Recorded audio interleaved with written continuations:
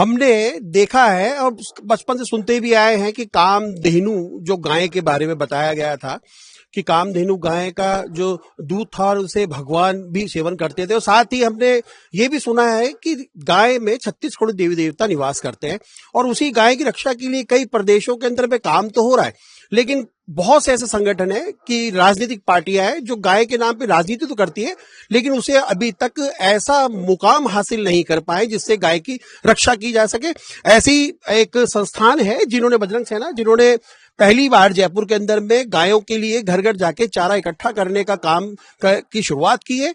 इनका मानना है कि ये जो चारा इकट्ठा होगा ये गौशाला में दान दिया जाएगा।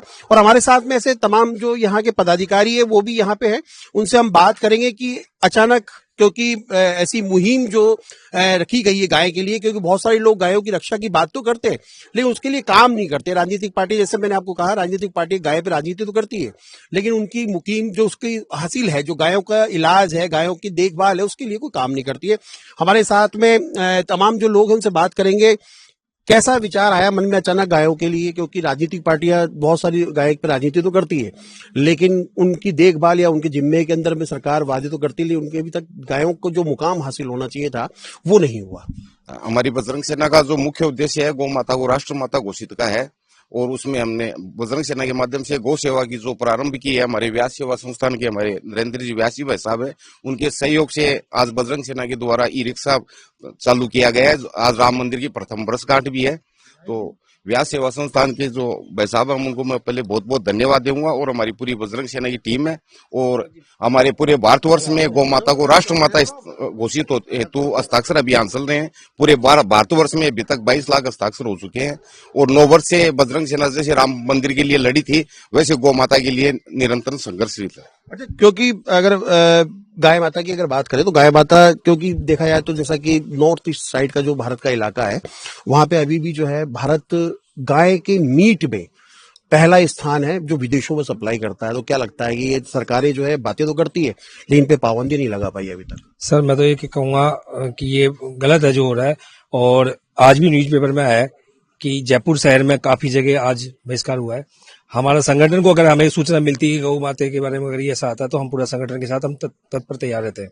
और दूसरी बात मैं कहना चाहता हूँ सर, मेरे पूरे संगठन में कि गौ माता एक 36 देवी देवता करोड़ उसमें विराजमान होते हैं। हर घर में एक गाय पालना चाहिए। मेरे घर में मेरी माता जी गाय रख रखी है, आज से नहीं लगभग 30 साल से गाय की सेवा कर रहे हैं। तो एक घर में लोग कुत्ता वगैरह पालते हैं, उनकी देखभाल करते हैं। मैं कह रहा हूँ सर हर घर में एक गाय पालनी चाहिए सर, उसमें वास्तु भी दूर होता है। दूसरी बात, अपने हिंदू धर्म का सबसे बड़ा प्रिय है कि एक अपने गाय माता अपन पाले।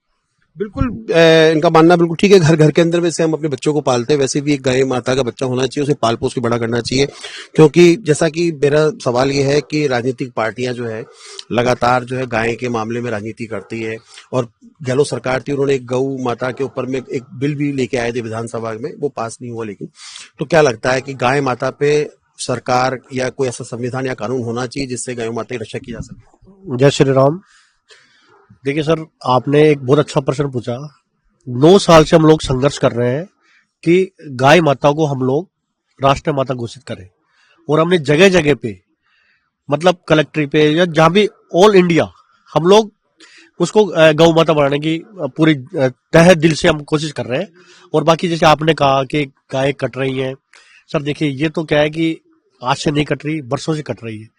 लेकिन इंडिया आज ऐसा बन चुका है कि आने वाले टाइम के अंदर आप देखिएगा गौ माता को हम लोग राष्ट्रीय माता घोषित करके ही रहेंगे। तो बिल्कुल देखिए, अगर बात की जाए कि गौ माता को राष्ट्रीय माता घोषित करने की बात की जा रही है और साथ में हमारे साथ में व्यास संस्थान के जिन्होंने ई रिक्शा जो है दान दिया है, क्या सोच के दिमाग में आया? क्योंकि गायों के ऊपर देखा जाए तो गायें तो वैसे भी क्या है सड़कों पे घूमती है, नगर निगम उठा के ले जाता है, इतनी बड़ी गौशाला बनाई हुई है। तो क्या लगता है आपकी एक छोटी सी मुहिम से कितना असर हुआ? नहीं, ये छोटी मुहिम नहीं है। इससे पहले भी हमारे ई रिक्शे चल रहे थे, झोटवाड़ा में चल रहे थे। गौ सेवा हमारी रेगुलर चलती है और अब हमने सोचा है कि इस एक रिक्शे ये अभी लिया है हमने और 4-5 रिक्शे हम और ले रहे हैं जो ये गौ सेवा का काम करेगा। जो घरों में से रोटियां निकलती है आजकल वो लेने वाला नहीं है, गाय की कोई गाँव कॉलोनियों में आती नहीं है, ऐसी स्थिति में जो कचरे में जाती है। तो उसको बचाने के लिए और दूसरा हर घर को गौ सेवा से जोड़ने के लिए हमने ये पहल की थी और हमारी काफी टाइम से चल भी रही है। आज एक रिक्शा और चालू हमने किया है। क्योंकि देखा जाए तो महिलाओं की भूमिका बहुत अहम रहती है, क्योंकि जब हम घर में रोटी बनाते हैं सबसे पहली रोटी गाय के नाम की निकालते हैं। अब कई परिवार जो है रोटी निकालना बंद कर चुका है क्योंकि गाय मिलती ही नहीं है। जैसे हम नवरात्रों के अंदर में कन्याएं ढूंढते हैं, कन्याएं मिलती नहीं है। तो क्या लगता है कि अब जो ये मुहिम है आप लोगों की, ये लोगों में जागरूकता पैदा करेगी? जय सिया राम। ये अपने जो अंकल जी ने जो प्लान किया बहुत अच्छा किया है, और गाय हमारी राष्ट्रीय माता है और इनकी सेवा करना हमारा धर्म है। तो निश्चित तौर पर यहाँ पे और भी बहुत सारे लोग हैं और इनसे हम बात करेंगे और साथ में पूछेंगे, क्योंकि एक बहुत अच्छी मुहिम है और इस मुहिम के अंदर में कई संगठन जुड़े हुए हैं और इनका प्रयास है कि गाय माता सड़कों पे जो प्लास्टिक की थैलियां और भी जो कचरा खाती है, क्योंकि एक तरफ तो हम उन्हें माँ बोलते हैं लेकिन दूसरी तरफ उनको दुर्दशा देखकर ऐसे संगठन सामने आए जिनकी गायों की रक्षा की जा सके। क्या लगता है बॉस, क्योंकि आप बिल्कुल राजस्थानी वेशभूषा में आए, तो गाय माता, जैसा कि मेरा सवाल था कि अभी भी भारत जो देश है वहां पे गाय का बीफ हम हिंदुस्तान में सबसे बड़े सप्लायर हैं, तो क्या लगता है कि सरकार को इस ओर ध्यान देना चाहिए? 100 करोड़ की जनसंख्या तो कम से कम हिंदुस्तान में गाय को मानने वाली है, उसमें 10 करोड़ गायें हैं, तो 10-10 के बीच में एक एक गाय आ रही है हमारी। और आप ये कहते हो ना पहली रोटी गाय को देनी चाहिए, पहली रोटी गाय को नहीं देनी चाहिए, पहले रोटी देनी चाहिए, क्योंकि पहली रोटी तो आप वो भी कच्ची पक्की होती है और पहली रोटी निकाल के रख देते हो, सारे घर वाले खा लेते हो, फिर दूसरे तीसरे दिन देते हो। तो इन्होंने जो ये किया तो बढ़िया किया कि कम से कम पहली रोटी निकल के जाए तो सही। ने गाय के सामने नहीं जाएगी तो गाय थोड़ी आएगी हमारे घर पे, क्योंकि गाय की तो वैसे ही शॉर्टेज है। COW काऊ यानी गाय नहीं होता, सेंटर ऑफ वेलफेयर है। अगर गाय बचेगी तो दुनिया बचेगी, संसार बचेगा।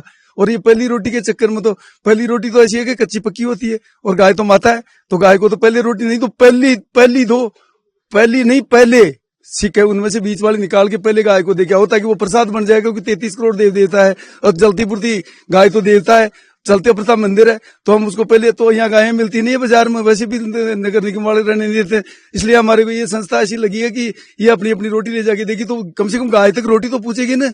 नहीं तो अब बच्चे को देके बेचते हैं, कुत्ते को देके आ जाते हैं या जर्सी गाय को दे देते हैं। और गाय तो वो होती है जिसके थुई वगैरह है, ये गायें नहीं है जो कि ये जर्सी ने तो गायों की स्थान ही खो दिया और जर्सी के चक्कर में आने से तो हिंदुस्तान पीछे ही रह रहा। जर्सी तो एक ऐसी नस्ल छोड़ी है कि गायें खत्म हो जाए, इसलिए गाय को राष्ट्रमाता घोषित करनी चाहिए और सरकार को भी इनका सहयोग करना चाहिए। मैं कम से कम राजस्थान में 170 गौशाला से जुड़ा हुआ हूँ और गाय का मतलब पूरा समझोगे, गाय के गोबर में से तो लक्ष्मी जी पैदा होती है, मूत्र भी गाय का काम आता है और गाय की सब कुछ काम मारा। फिर गाय दुखी क्यों है?